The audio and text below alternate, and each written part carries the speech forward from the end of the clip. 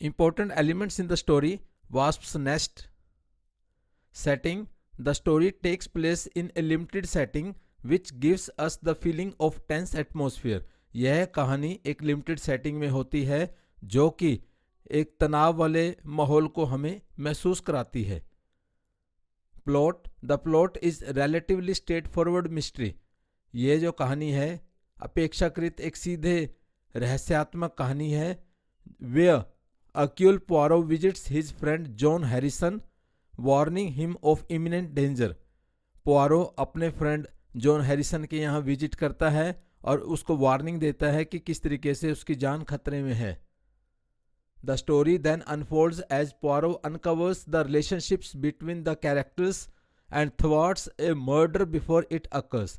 तो हम देखते हैं पोआरो किस तरीके से जो विभिन्न कैरेक्टर्स हैं उनके रिलेशनशिप्स को उजागर करता है और एक मर्डर होने से रोकता है, उसको विफल कर देता है. The story is distinctive because Poirot is trying to prevent a crime rather than solve one that has already occurred. तो पोआरो जो है एक क्राइम को होने से रोक देता है. वैसे तो ज़्यादातर जो डिटेक्टिव्स होते हैं क्राइम होने के बाद उसको सोल्व करते हैं, तो इस तरीके से पोआरो एक अलग प्रकार का डिटेक्टिव है. Characters: Hercule Poirot, the famous Belgian detective known for his keen observational skills and psychological acumen. पोआरो जो है जाना माना बेल्जियन का जासूस है जो अपनी गहन अवलोकन कौशल और मनोवैज्ञानिक कौशल के लिए जाना जाता है.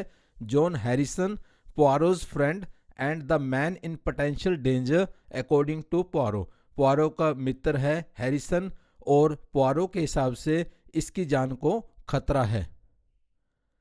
Claude Langton, John Harrison's best friend. कहानी के शुरू में हम देखते हैं ये इसका बेस्ट फ्रेंड है. Miss Molly Dean, Harrison's fiancée, Harrison की मंगेतर है.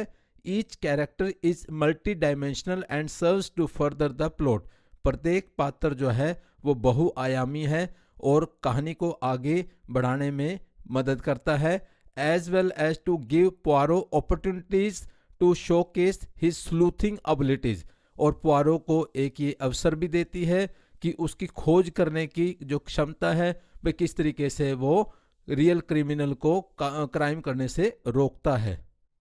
थीम्स: जस्टिस एंड मोरालिटी, न्याय और नैतिकता. Poirot's aim is not just to solve mysteries but to understand and rectify human behaviour. Poirot का उद्देश्य जो है न केवल रहस्यों को सोल्व करना है बट ह्यूमन बिहेवियर को समझना और उसे भी ठीक करना है. Friendship and loyalty, the relationships between the characters serve as a basis for the planned crime and are central to the story. तो यहाँ पर जो रिलेशनशिप्स है डिफरेंट कैरेक्टर्स के बीच में यही एक प्लान्ड क्राइम का कारण बनती है जो कि इस स्टोरी का केंद्र है. Human psychology, a focus on motive, intent and behavior as clues to solving or preventing the crime. तो इसमें हम देखते हैं जो पोआरो है ह्यूमन साइकोलॉजी को पढ़ता है और देखता है भी किस तरीके से किसका क्या इरादा है, मोटिव है या बिहेवियर है. तो वही क्लूज के रूप में काम करते हैं. जो क्राइम होने वाला है उसको रोकने में पोआरो कामयाब हो जाता है, उसको सोल्व कर देता है क्राइम होने से पहले ही. नैरेटिव स्टाइल, वर्णन शैली. The story follows a third person perspective closely aligned with Poirot's point of view. यह जो कहानी है थर्ड पर्सन के व्यू पॉइंट से हमें बताई गई है जो कि पोआरोज के दृष्टिकोण से काफ़ी मैच करती है.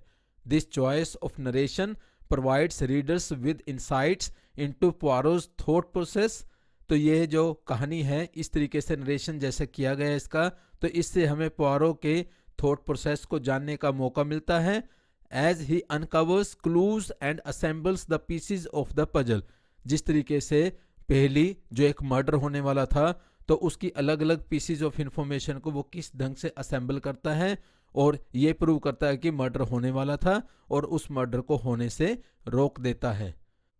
ओवरऑल कुल मिला के wasps nest employs these elements skillfully to create a taut psychological mystery.